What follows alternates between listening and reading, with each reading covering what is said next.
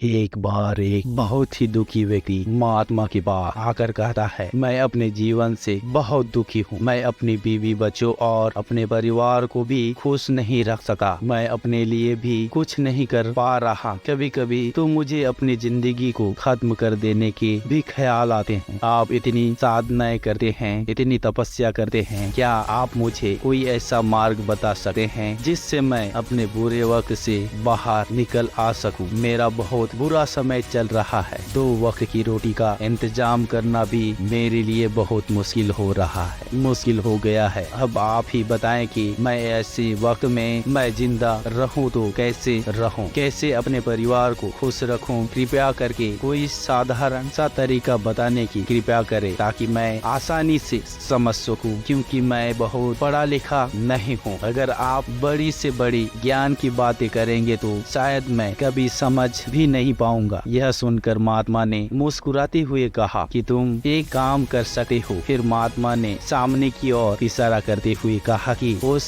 ऊंची पहाड़ी पर एक मंदिर है और उस मंदिर के पास चींटियों का एक घर है जहाँ पर हजारों चींटियां रहती है। तुम्हें सुनने में बड़ा अजीब लगेगा, लेकिन वहाँ चींटियां उस मंदिर की जमीन को खराब कर देती है, उस मिट्टी की उपजाऊ शक्ति को खत्म कर देती है, जिसके कारण वहाँ पर कोई भी पेड़ या कोई भी घास पनप नहीं पाती है। तुम मेरा एक काम करो, उसके बाद मैं तुम्हें तुम्हारे सवालों का जवाब दूंगा। तुम 7 दिन तक रोज उस पहाड़ी पर जाओ और उस चींटियों के घर को तहस नहस कर दो, उसको तोड़ दो। जब भी तुम्हें कोई चींटियां का घर दिखे मंदिर के आसपास हो, उसे वहीं पर तहस नहस कर देना। लेकिन याद रहे, घर को तोड़ने में कोई भी चींटी मरना नहीं चाहिए। बस इस बात को समझने का प्रयास करते हुए वह युवक वहाँ से चला गया। शायद उसको कुछ समझ में नहीं आया था कि महात्मा जी ऐसा क्यों करवा रहे हैं। तो वह उन चींटियों पर अन्याय कर रहे हैं, उनका घर तोड़वा रहे हैं, उन्हें नुकसान पहुंचा रहे हैं। आखिर कौन महात्मा ऐसा करेगा? लेकिन फिर भी उस महात्मा की बात मानते हुए वह अगले दिन से ही पहाड़ी पर जाना शुरू कर देता है। जब वह पहले दिन पहाड़ी पर पहुंचता है तो देखता है कि बहुत सारी चींटियां अपना खाना जुटाने में लगी हुई हैं। सारे चींटियां कतार से चल रही हैं और अनाज के छोटे छोटे कण उठाकर अपने घर में जमा कर दी जा रही हैं। यह देखकर पहले तो उस युवक का मन कमजोर पड़ गया। उसने सोचा कि यह इतनी मेहनत करके अपना घर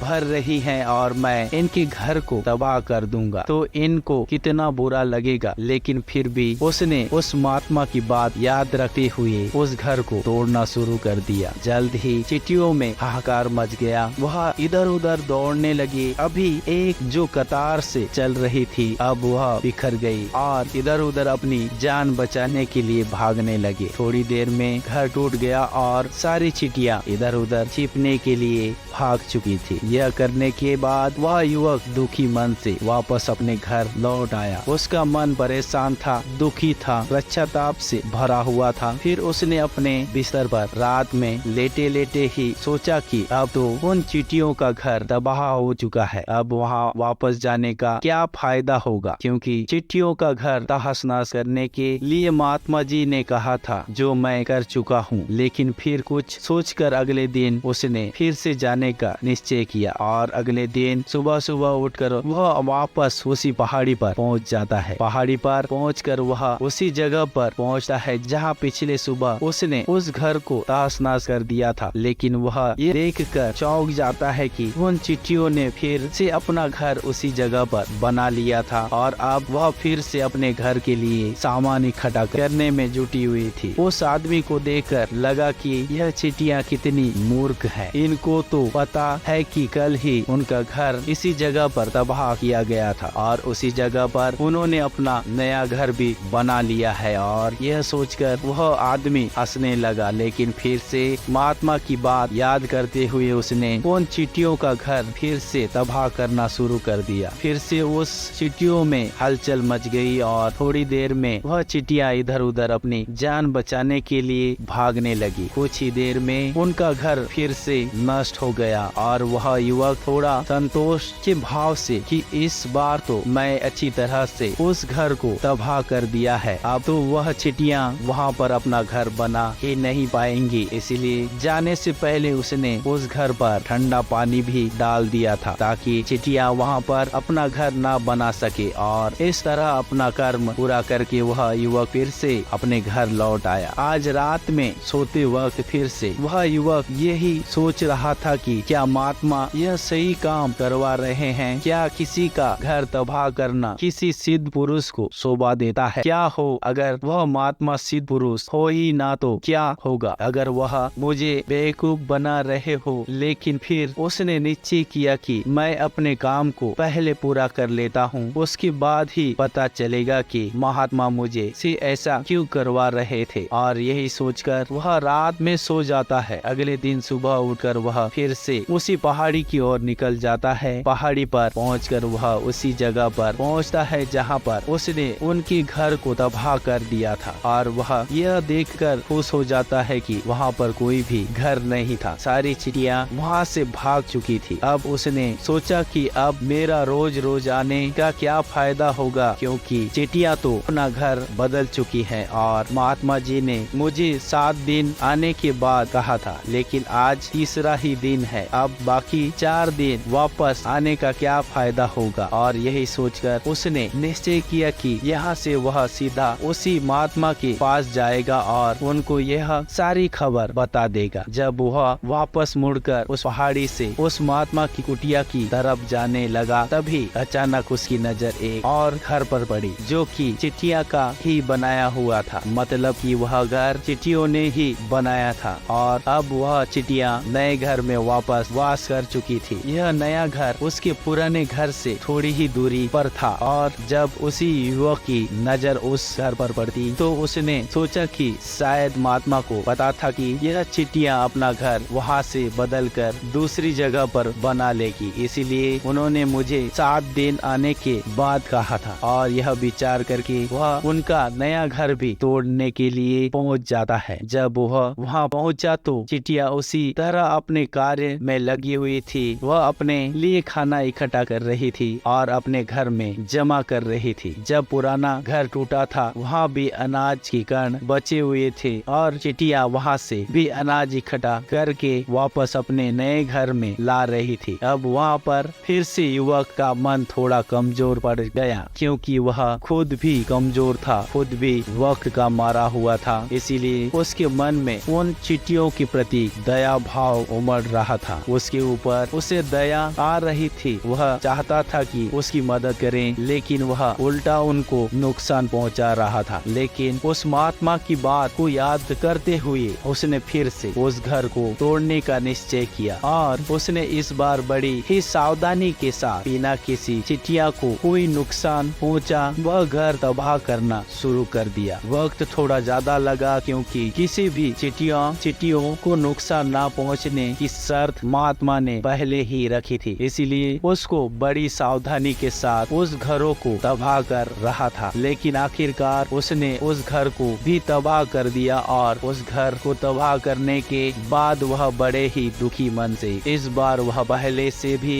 ज्यादा दुखी था, क्योंकि उसने उनका नया घर भी तोड़ दिया था। वह उन चिट्टियों को बसने ही नहीं दे रहा था और वह अब अपने आप को शैतान या दानव समझने लगा था। लेकिन फिर भी उस महात्मा की बात को मानते हुए वह अपने घर पर दुखी मन से वापस आ गया। रात में सोने से पहले एक बार उसने फिर से सोचा कि मैं कितना बड़ा शैतान हूँ, कितना बड़ा दानव हूँ। पुराना घर तो छोड़ो, मैं उन चिट्टियों को कहीं भी बसने के लिए कोई जगह नहीं दे रहा हूँ। वह चिट्टियाँ मेरे बारे में क्या सोचती होंगी, वह कितना बड़ा दानव होगा उस परमात्मा को जो मेरे द्वारा यह काम करवा रहा है। लेकिन फिर भी उसने अगले दिन जाने का निश्चय किया और अगले दिन सुबह सुबह वह फिर से वहाँ पर पहुँच गया। वो यह देखकर फिर से आश्चर्यचकित रह जाता है कि इस बार चिट्टियों ने एक और नई जगह पर अपना घर बना लिया था। वह तो पहले से भी ज्यादा ऊर्जा के साथ काम कर रही थी और उन्होंने एक रात में पहले से भी ज्यादा बड़ा घर बना लिया था और अब वो फिर से अपना अनाज और खाना इकट्ठा करने में जुटी हुई थी। यह देखकर उस आदमी को लगा कि यह चिट्टियों किस मिट्टी की बनी हुई हैं। मैं उनको बार बार यहाँ से भगाने की कोशिश कर रहा हूँ और और वह यहाँ पर अपना घर बना लेती हैं। क्या उनको पता नहीं है कि मैं यहाँ पर कभी भी बसने नहीं दूंगा। यह चिड़िया है देखने में इतनी छोटी है, लेकिन फिर भी यह मुझसे हार नहीं मान रही है। बड़ी ताज्जुब की बात है। और इस बार उसने गुस्से में उस घर को तहस-नहस करना शुरू कर दिया, लेकिन इस बार तहस-नहस करते हुए कुछ चिड़िया वहीं पर मर गई। उसके पैरों तले कुचली दी गई। कुचलने के बाद जब वह अपने अहंकार से बाहर आया तो उसने देखा कि गुस्से में उसने उन चिड़ियों को कितना क्षति पहुंचा दी, कितना की पहुंचती है। उनका मन पश्चाताप से भर गया और वह रोता हुआ अपने घर की तरफ बढ़ गया। रात में सोते वक्त उसने सोचा कि मैं उन चिड़ियों पर बहुत ज्यादा अत्याचार कर रहा हूँ और उससे ज्यादा अत्याचार मैं नहीं कर पाऊंगा। और वही सोचकर वह अगले दिन उन चिड़ियों के लिए अपने घर से थोड़ा सा आटा लेकर उसी पहाड़ी पर पहुंच जाता है। आज उसके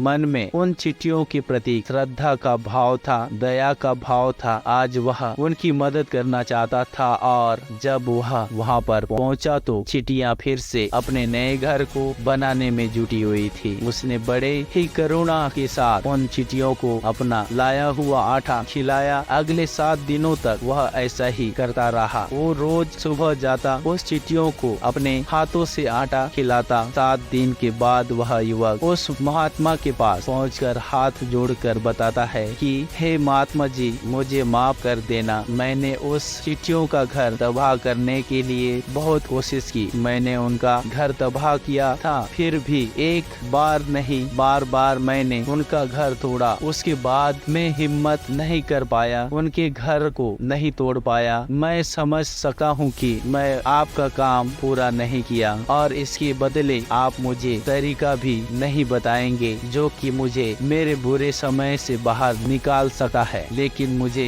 इसका कोई परवाह नहीं है। मुझे लगता है कि मैंने जो किया वह सही किया, इसीलिए मैं आपसे आज्ञा लेकर वापस जा रहा हूँ। कृपया मुझे वापस अपने घर जाने की आज्ञा दीजिए। यह सुनकर महात्मा ने मुस्कुराते हुए कहा कि अरे बेटा, कहाँ चल दिए, रुको तो सही, जलपान तो कर लो, थोड़ी देर ठहर जाओ, उसके बाद चले जाना। और यह कहकर वह महात्मा उस युवक के लिए पानी लेकर आते हैं। पानी पिलाने के बाद महात्मा उस युवक से पूछते हैं कि तुम मुझे यह बताओ कि आखिर तुम उस चिड़ियों का घर तबाह क्यों नहीं कर सके। वह चिड़िया तो छोटी है और तुम इतने विशाल काय हो, फिर भी तुम उन छोटी छोटी चिड़ियों का घर तबाह नहीं कर पाए। कहाँ है तुम्हारी शक्ति, तुम्हारा बाहुबल? इसका जवाब देते हुए उस युवक ने कहा कि हे महात्मा, मैंने उन चिड़ियों का घर तबाह कर दिया था, बार बार किया था। एक बार तो अपने गुस्से में उन चिड़ियों को भी हानि पहुंचा दी थी, लेकिन जिस दिन मैंने उनको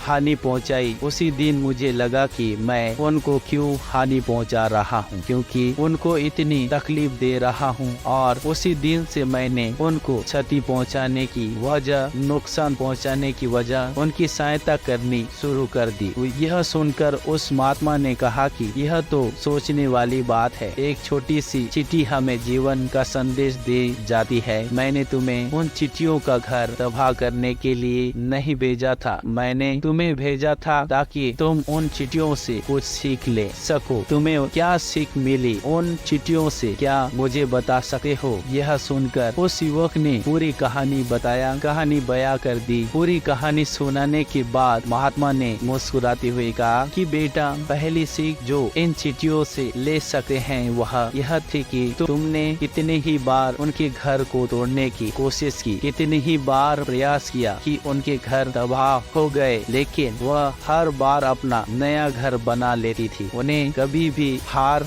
नहीं मानी। अगर वह हार मान लेती तो वह चिट्ठियां तुम्हें वहाँ पर नहीं मिलती। जीवन का कार्यशील का नाम है, लेकिन हम मनुष्य 1-2 बार हार मिलने पर ही टूट जाते हैं, हताश हो जाते हैं और फिर जीवन में प्रयास ही नहीं करते। और कुछ लोग तो अपने जिंदगी को खत्म करने को उतारू हो जाते हैं। लेकिन जानवरों में तुमने एक बात देखी होगी कि वह अपना जीवन खुद से कभी खत्म नहीं कर सकते हैं। तुमने कभी नहीं सुना होगा कि जानवर ने आत्महत्या कर ली, चाहे वह जानवर कितना भी भूखा क्यों ना हो, कितना ही दुखी क्यों ना हो, लेकिन वह अपने जीवन के के लिए हमेशा संघर्ष करता रहता है, लेकिन वह दूसरी तरफ वह मनुष्य एक दो बार हताश होने पर ही अपना जीवन खत्म कर लेते हैं। जीवन तो कर्मशील होता है, कर्म करने का नाम है जीवन, और मृत्यु आखिरकार विश्राम है, परम विश्राम है। इसीलिए मृत्यु से पहले कर्म करना भी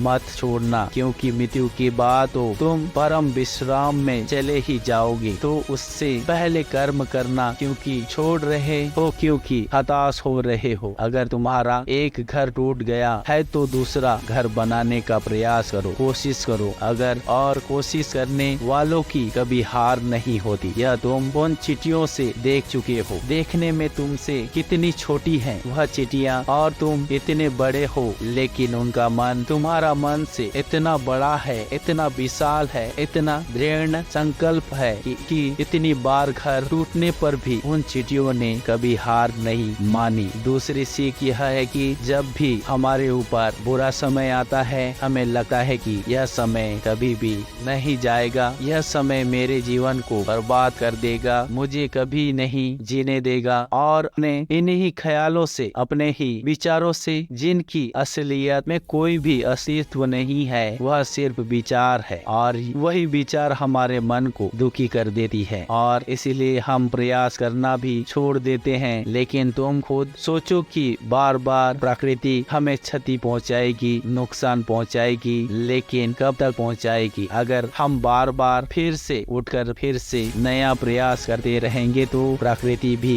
हमारे सामने घुटने टेक देगी, और वह भी एक दिन हमारे ऊपर दयावान हो जाएगी, कृपालु हो जाएगी, और वह हमें सब कुछ देने लगेगी जिसकी हमें कभी कामना की थी। तुमने खुद देखा कि तुम उन चींटियों को तबाह करने के लिए पहुंचे थे, लेकिन बाद में तुम ही उन चींटियों को अनाज और आटा देने लगे, तुम ही उन पर कृपालु हो गए, क्योंकि तुमने देखा कि वह चींटियां हार ही नहीं मान रही थी। इसी तरह अगर तुम भी अपने जीवन में कभी हार नहीं मानोगे तो एक ना एक दिन वह प्रकृति तुम्हें वह सब कुछ देगी जो तुम अपने जीवन में पाना चाहते थे। इसलिए दो सीख याद रखना, कर्मशील कार्य करते जाना, और दूसरा कि एक ना एक दिन प्रकृति तुम्हारी उस कर्म का परिणाम तुम्हें जरूर देगी। तो दोस्तों, मैं आशा करता हूँ कि आपको इस वीडियो से काफी कुछ सीखने को मिला होगा। तो इसी तरह की वीडियो देखने के लिए हमारे चैनल को सब्सक्राइब जरूर करें और ज्यादा से ज्यादा लोगों तक शेयर जरूर करें। मिलते हैं अगले वीडियो में। आपका बहुमूल्य समय देने के लिए बहुत बहुत धन्यवाद।